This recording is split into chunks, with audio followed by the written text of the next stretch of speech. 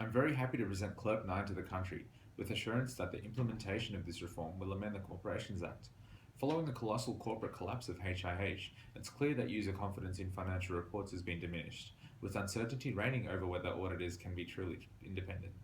It's clear that business has been able to govern itself for too long, and now corporate governance is the only answer to ensure that auditors' reports can be trusted. In developing this draft legislation, we've taken into account the findings from both the HIH Royal Commission and the Ramsay Report. We believe that imposing mandatory 5-year audit partner rotations with a 2-year cooling off period afterwards is key to ensure the familiarity and self interest threats are combated and that ongoing confidence is retained in our capital markets. As one of the larger audit firms, we are not especially troubled by the implementation of the mandatory 5-year audit partner rotations, as we have a vast staff pool of talented individuals, each capable of shadowing the current audit partner and stepping up to run the audit themselves when the time comes. Indeed, we've already been conducting ourselves in a similar fashion to date. That said, it is impossible to prevent some loss of client knowledge when rotation occurs, with extra care and consideration necessary for our bigger ASX 50 clients, whose companies are larger and more complex than most.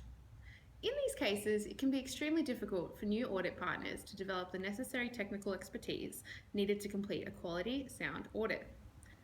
Honestly, a disproportionate period of time is spent by auditors preparing to take on the leading role in these aforementioned clients. It really does seem costly, both for us and the clients.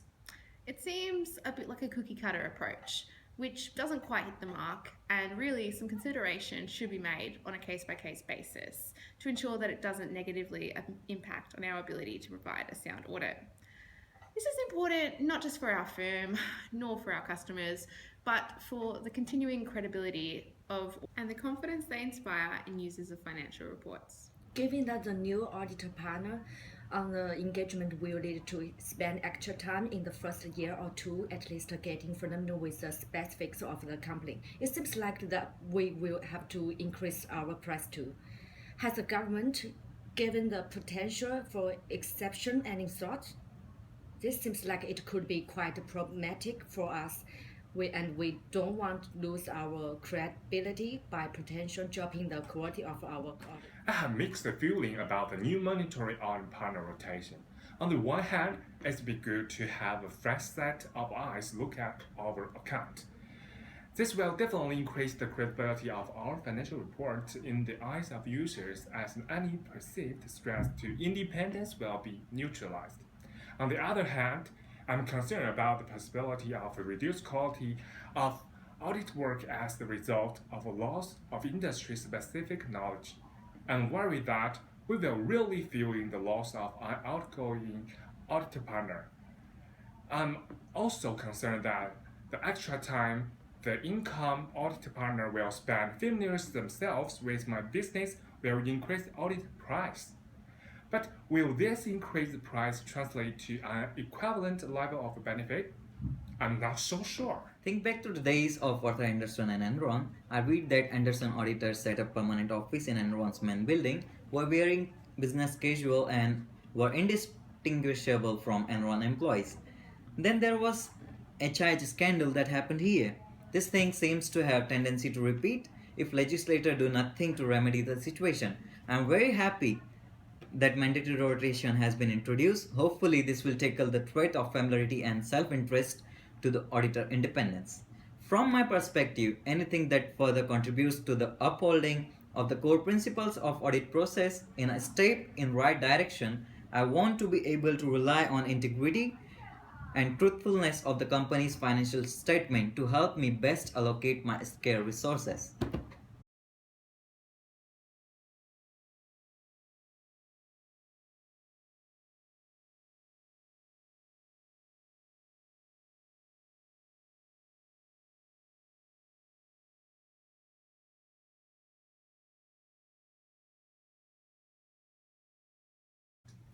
Well, let me tell you, I'm pretty pleased how the Clerk 9 amendments panned out.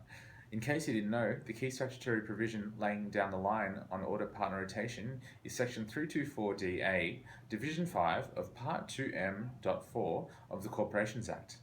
Monroe and Hussein's 2013 paper, Does Audit Quality Improve After the Implementation of Mandatory Audit Partner Rotation, found out the legislation we passed served its purpose in providing improved quality of audits. There has been a little bit of animosity from suppliers and purchasers of audits with regards to the unfair and unreasonable nature of a blanket 5-year audit partner rotation rule. We've listened, and in 2012 we put forward and passed the Corporations Legislation Amendment Audit Enhancement Bill. In effect, this provides an extension of 2 years to the general 5-year audit partner rotation rule if specific approval is granted by the Audit Committee. This approval can be sought if the shorter period reduces the quality of the audit, as can be the case in some specialty industries. I can hardly believe it has been 12 years since we filmed the first installment of Audit Antics. Gee, time flies. Our firm has actually been able to implement the mandatory audit partner rotation with a high degree of smoothness. This has been as the result of ensuring adequate interaction between incoming and outgoing audit partners to keep knowledge of our clients' businesses at a high standard. Contrary to earlier belief, we've been able to implement the mandatory rotation without the need to raise the costs passed on to clients. This is due in part to our good planning, but also due to our access to a global network and audit partners with industry experience. That said, we're happy that where necessary we can apply to the Audit Committee for an extension of up to 2 years for an audit partner's tenure on an audit engagement with a listed client. This reduces some of the burden in auditing some of the more complicated big clients. That said, I'm concerned about the conflicting reports regarding audit quality, as some have indicated an increase in audit quality since the introduction of mandatory rotation, whilst others have actually suggested that audit quality has deteriorated. It seems prudent for further research to be undertaken in this area to weigh up the cost-benefit of having the rotation in place.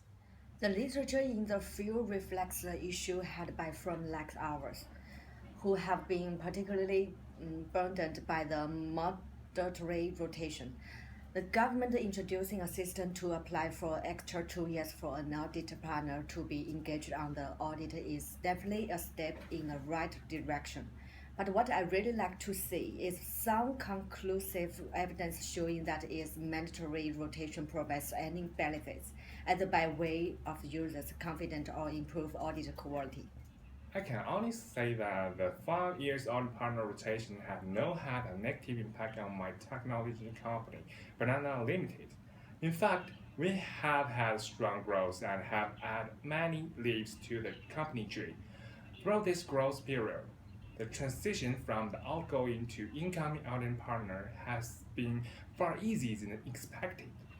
They seem to have communicated among themselves without needing to burden us with a lot of inquiries. At first, I felt this change was bananas, but now I think it's grapes. Great. We also have not had an increase in audit price. However, other companies with non-Big Four auditors have said that they have seen price increase. Given that the purpose of the imposition of mandatory rotation was looked at from the perspective of ensuring auditor independence, I do wonder if the change has had an impact, positive or negative, on audit quality.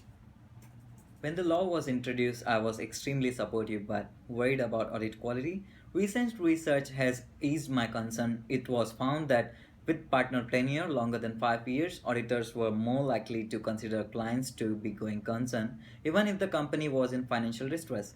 Whereas if partner tenure was shorter than 5 years, they were more likely to qualify their opinion. They also found an increase in audit quality with the reduction of audit partner tenure.